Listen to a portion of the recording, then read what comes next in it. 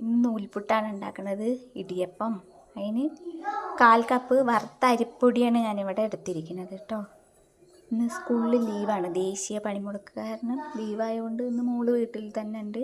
അപ്പോൾ അവൾക്ക് ഭയങ്കര ഇഷ്ടമാണ്. അതിന് വേണ്ടി ഞാൻ കുറച്ച് ഉപ്പ് ഇടുകയാണ്.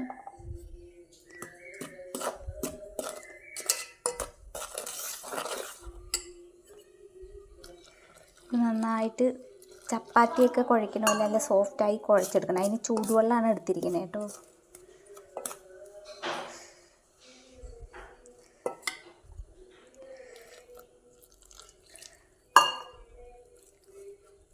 നല്ല പൂ പോലത്തെ ഇടിയപ്പമാണ് ഇവിടെ ഉണ്ടാക്കുന്നത്. നന്നായി കുഴച്ചെടുത്തിട്ടുണ്ട് കേട്ടോ. നല്ല ചൂടുണ്ട്. അത്ര പണിയൊന്നുമില്ല, ചപ്പാത്തി കുഴയ്ക്കുന്ന അത്ര റിസ്ക്കൊന്നുമില്ല, സിമ്പിളാണ്. ചൂടുവെള്ളം ഒഴിച്ച് കഴിഞ്ഞാൽ വേഗം സോഫ്റ്റ് ആകും. അപ്പോൾ പെട്ടെന്ന് നമുക്ക് കുഴച്ചെടുക്കാൻ പറ്റും.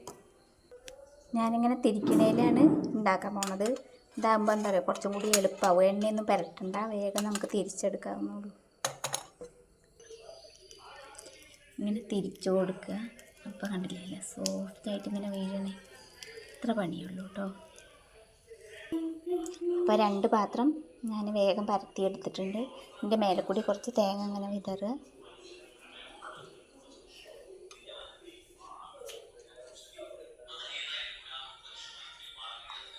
ഇത് കൊണ്ടുപോയി ഇഡ്ഡലി ചെമ്പിലാട്ടോ ഞാൻ വേവിക്കുന്നത്. അങ്ങനെ നമ്മുടെ ഇടിയപ്പം ഇവിടെ വേവിക്കുന്നു.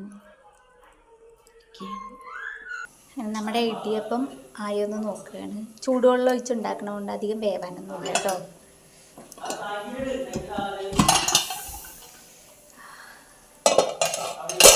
ആയിട്ടുണ്ട് കേട്ടോ.